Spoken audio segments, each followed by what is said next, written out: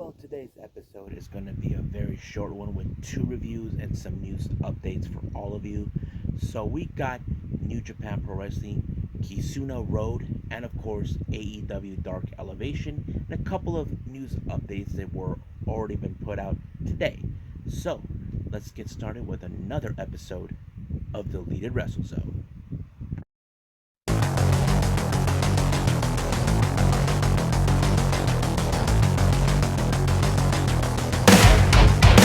Are you ready?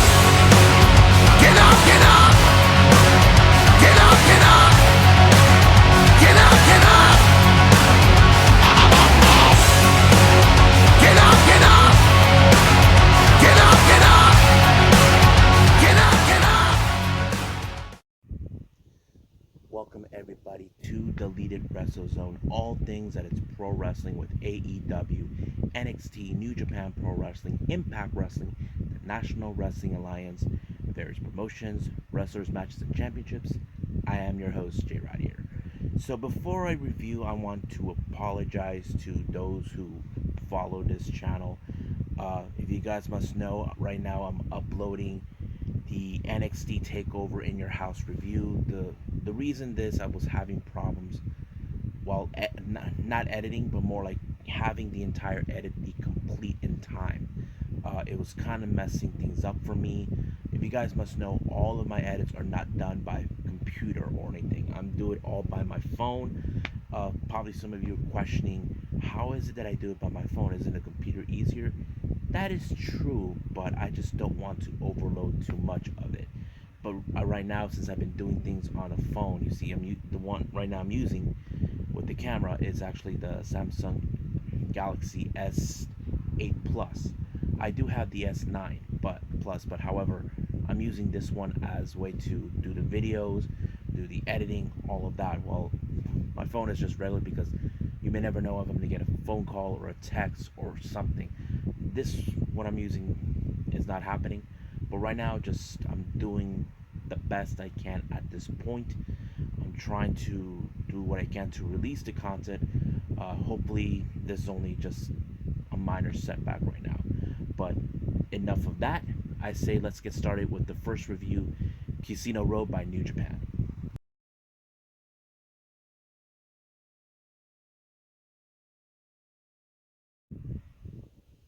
Alright, so the latest New Japan event, they just begun with Kizuna Road, which takes place after Dominion. But however, now we have about 5 matches that they posted out. I don't know how strict with their restriction has been going on in Japan, but we'll see how that goes. But right now we have some amazing matches that came out. First opening match is Yuya Uemura taking on the king and leader of Suzuki-gun, Minoru Suzuki. Now, these two guys have butt heads before, and it kind of tells a good story how Yuya Uemura is not afraid of Minoru Suzuki. Like some people say, he should be afraid. No, he's not. Yuya Uemura is a young lion who, he's a bit of a hothead, but does he know what he get himself into? But this time, he had to be more tough. Now, basically, Minoru Suzuki, he'll give you a chance to hit him so hard, but if you don't hit him hard enough, then he'll hit you back really hard. But if you were, by any chance, able to hit him back, he has that sadistic smile knowing that, oh, this is going to be fun.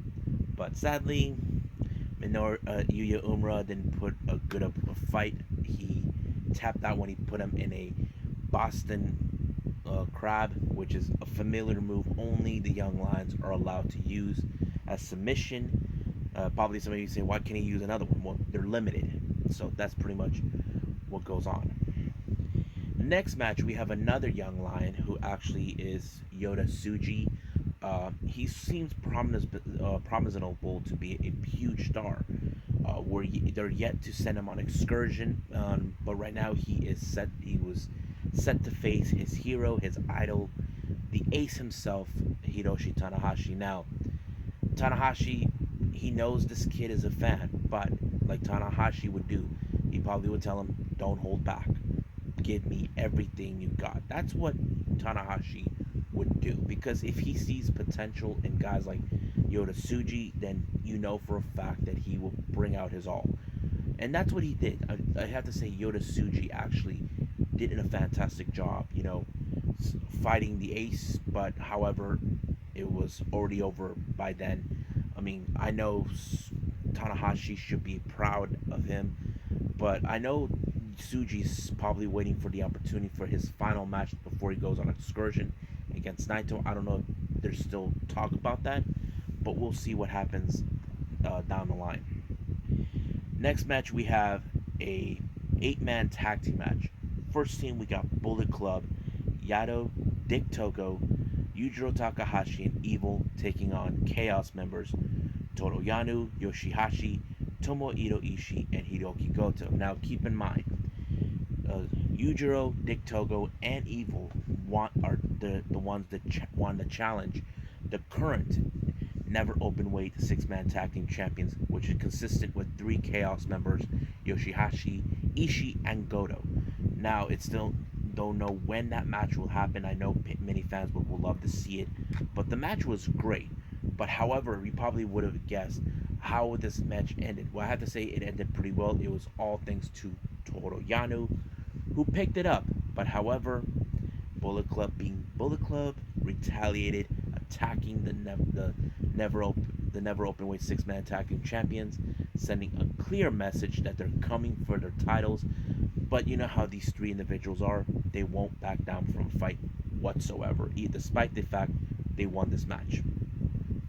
The next match, we got more of the Bullet Club members. We got this time Geto, El Fantasmo, and Taiji Shimori taking on Chaos members Kaguchika Okada and Roppongi 3K members Sho and Yo. So this is one of those matches we all know the story build up.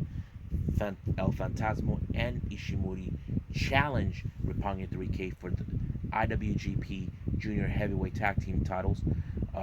We know they made this remark after the match between Yo and Despy, but we don't know when will that happen. I know this is one of matches will happen. I'm not sure if it's going to be on this latest tour with Kizuna Road, but it was a good match. But however, I have to say the way the match ended right, because as you know, the last part of the match, it was between Kaguchika Okada and Geto. Now the reason I say this is because there's history between both Okada and Geto. Geto was the one who invested his money on Okada until he betrayed him to Jay White before they joined Bullet Club.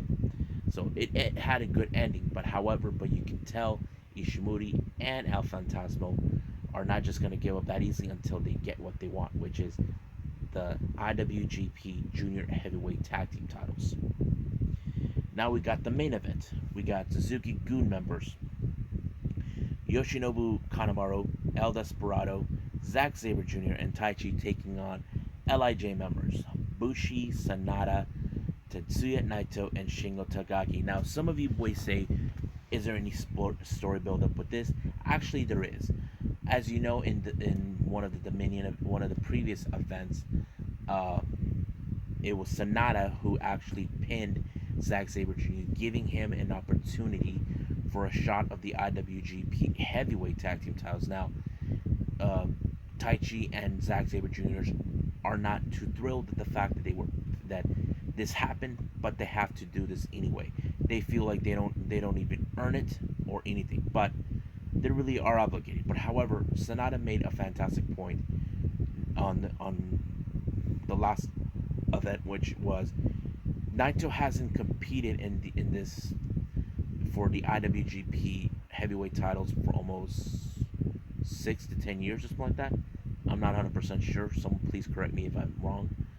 But it could be a perfect opportunity. You probably say, why would Naito compete? I mean, isn't he a heavy hitter? True.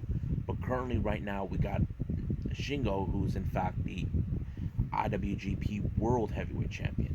I mean, Naito, in my opinion, should have been the one attempting to get this title, but it did not. So, but the match went great. But in fact, it also ended beautifully, where Shingo was the one who ended the match with the pinfall with the Last Dragon against Despy, and it kind of set the tone, like, okay, these stories did not build up. They were being built up, but not interfered. It ended well, and of course, it was Lij that won the match. But of course, Taichi and Zack Davis Jr.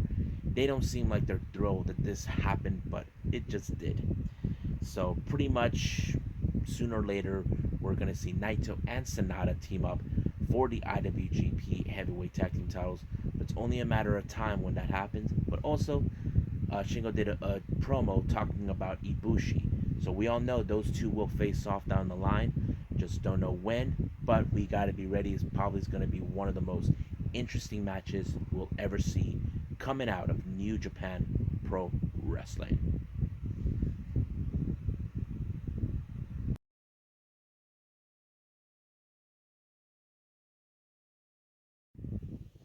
Okay, so we got AEW Dark Elevation. It had a great opening with Tony Schiavone interviewing Warlow, where he's saying this is Warlow Week, which is something similar as Shark Week. Reason he's saying that is, this coming Friday on Dynamite, we have Warlow and Jake Hager coming up in a in a steel cage fight, which is like MMA style, which is, as you know, Jake Hager is currently undefeated in that, which sits perfectly. But the real question is who would win between these two fights. I have to see between these two guys, but I don't know. We gotta wait and see. But he was set to face against a guy named Jason Hodge. The match, you can guess right away. The match ended with a very unusual ending where Warlow has Jason his feet on the one of the corners of the turnbuckle, and then blammo, out. He was out cold. Referee called it by decision, naming Warlow the winner. So basically, he got knocked out. So it was a very interesting match. But however, I doubt this is going to happen for this Friday's event against Jake Hager. Next match, we have Lee Johnson and Dustin Rhodes taking on VSK and Travis Tynell. This is like one of those interesting match. Some of you probably would have guessed Dustin Rhodes would pick up the victory. No, I think this one played out very well as well, because we want to see more of Lee Johnson's success with AEW, because if you guys recall, he put in a lot of the work. Even when during the pandemic, he traveled from Atlanta all the way to Jacksonville for this. And he's one of those wrestlers that earned his position to be with AEW, and I have to say, him picking up the victory for his team played out very well for him. So it's a good thing. So let's keep supporting the guy. Next match, we have Mike Sydal versus Angelico. Now both of them had their seconds. Mike had Matt return back to the back. Angelico, same thing with Jack Evans. But out of nowhere, we just saw Matt Hardy coming out. I'm not sure if he's scouting to have both Angelico and Jack Evans to join the family office, which is kind of like what he's been doing. But however, it was Angelico that put Mike Sydal in a submission. But however, when that was over, he continued to put him in submission to break his leg. But however, Matt Sydal showed up to the rescue to help his brother. But now we're seeing that Matt Hardy is now expanding more with the Hardy family office. The next match is Shawn Spears versus Falco. This match was a very simple one, but you can tell by the intensity of the eyes of Shawn Spears. If you recall, it sickens his stomach that Sammy Guevara was declared the hero of the Stadium Stampede. He felt, no, he's not the hero. I am. But he defeated, of course, Falco, but he wanted to finish him off with the chair. However, the referee stopped him. So we will see what's going to happen between him and Sammy. The next thing we see is a little video package coming from Ryan Mendez and the rest of the Wingmen. Now, right now they're saying that they're trying to make Orange Cassidy into a bigger star. They think you can be bigger if you join them. I mean, that's the thing. Like, do we really want to see Orange Cassidy join the Wingmen? Nah, I don't think so. I mean, he's a unique character. So they're trying to convince him to join him. And also, you don't need best friends. You got Wingmen. So we're still yet to see what the answer is going to be. But however, if I predict this, I would say Orange Cassidy is going to turn them down badly. Now the next match we have is Private Party along with the rest of the family, Hardy family office, taking on Dean Alexander and Charlie Bravo. Once again, as you know, we see interference from the Hardy family office, but I have to say, Alexander and Bravo actually put up a hell of a fight, but it was still not enough, even when it came with the Hardy family office involved. Next match we have Nyla Rose along with Vicky Guerrero taking on Megan Bayne. You know, one thing I did like about the match is during the commentary is how they were talking how Nyla Rose is being disrespectful to Britt Baker during the celebration. I mean, we don't know if her mind is that she wants a shot of the title, but we'll see how that goes. But you can tell it was already over as soon as Nyla put Megan Bayne in the Beast Bomb and got the shirt "I Survived Nyla Rose, the Native Beast." Next match we have Orange Cassidy taking on Cameron Cole. I have to say Cameron Cole tried to be slick as possible to put Orange out, but he was more slicker than ever. And then of course the ending, the Superman punch, and lights out Cameron Cole. Orange Cassidy wins. The next match we have is a tag team match. We have Penta and Cero Miedo and Eddie Kingston taking on Eric Cannon and Kevin Blackwood. Another good match. As you know, I would have assumed in this match, like last time, that of course Eddie Kingston was going to allow Penta to pick up the victory. For whatever reason, Penta allowed Eddie Kingston to take the victory on this one. It was very unusual, but it did help win the match. The next one we have Julia Hart along with, of course,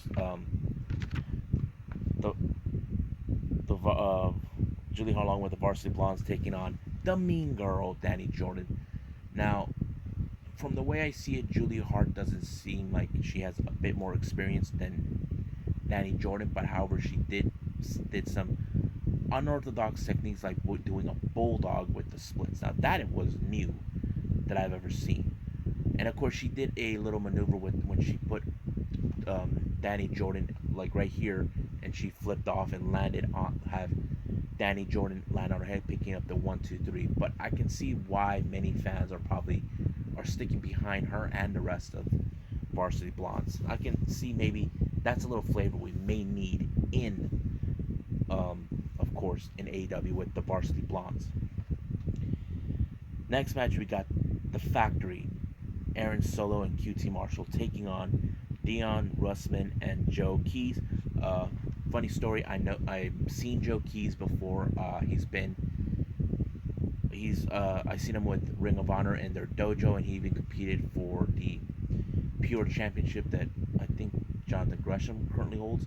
But yeah, it was a really, to me, I was too much sold on this one because you can guess that, of course, the Factory were going to win. And even though he still gets the boost, even QT Marshall's getting irritated that nobody is cheering him on like he's trying to be the hero that he claims that he was. The next match we have Scorpio Sky versus Alex Reynolds of the Dark Order. A really good match, great main event, and I enjoyed it because, you know, even if Alex Reynolds would have won, he would have won it for the Dark Order. But however, Scorpio Sky put him in that ankle lock, and of course Ethan Page was right there in commentary talking about how stupid Darby Allin is, that he's going at it alone, and he thinks that he's been following him around, following Sting along. But that's the thing. So we just gotta wait and see what's gonna happen on Friday. But I have to say the show was good. There was some really good matches that stand out. But for now, I say we stop here and move on with the next Sting news updates.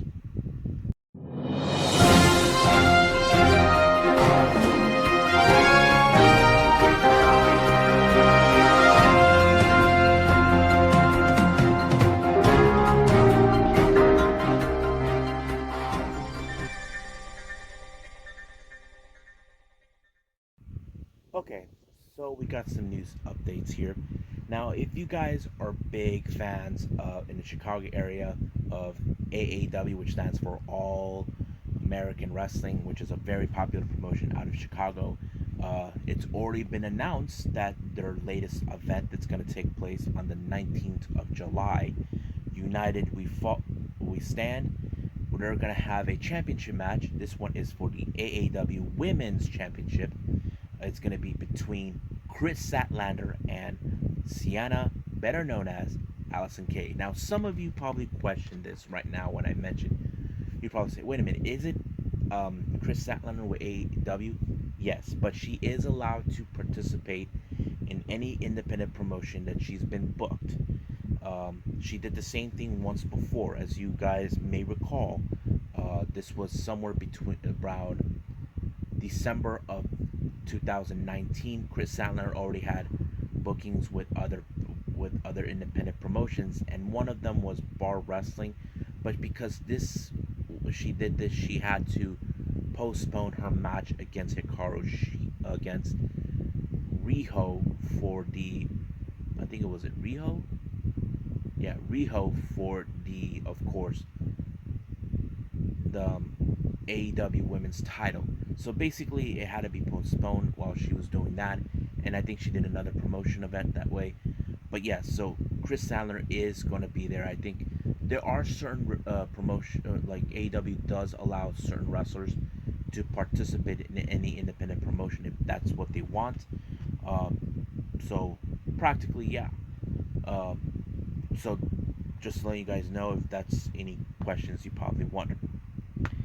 Now, the very interesting news, I don't know why they're doing this.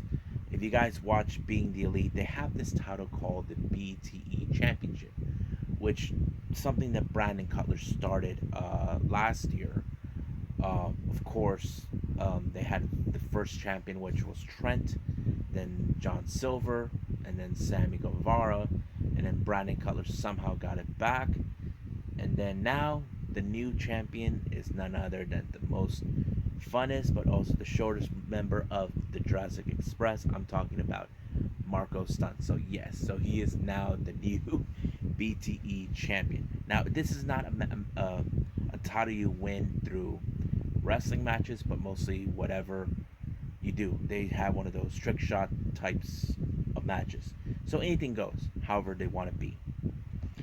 Now, the last thing I want to news update, as you know, recently we haven't been seeing Piper Niven at NXT UK for a couple of weeks now. It's still unclear why we haven't seen her. There was a storyline that Jake Stars was a bit saddened that she wasn't nowhere to be around for their training.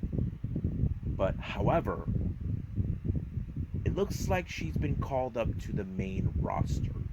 Now, I don't know when or how they thought about this, but she came out this past Raw episode where she is some sort of sidekick to the return of Eva Marie. Now, some of you may say, why did she sign? I don't know. But it played out pretty well. It's like we don't know for sure if that's what's really going to happen. But I have to say, it's very interesting now that Piper Niven's been called up to the main roster. I mean, for me, I would have assumed that Piper Niven would have gone to the NXT, the main one down in Florida. But no, apparently she ended up going to the main roster. I can't say nothing bad about it. I can say I'm very happy for her. But like anything, we just hope they don't screw this one up for her. That's the last thing I want to hear coming from WWE, because I know many fans, including the British fans, they probably will not like that one bit. Well, I hope you guys enjoyed these two reviews with New Japan's Kizuna Road and, of course, AEW Dark and these news updates. Coming up, I think we got more of New Japan Pro Wrestling, Kizuna Road, and I think we got NWA Power, AEW Dark, and of course NXT. They're coming in to their Fallout after In Your House, and there'll be more stuff coming up with other things this past week. So you just gotta pay attention what's gonna happen from then on. But as it for now, I'll see you guys in the next DWZ time, same DWZ channel. I must bid all of you adieu, so goodbye, mwah, and have a nice day. Bang!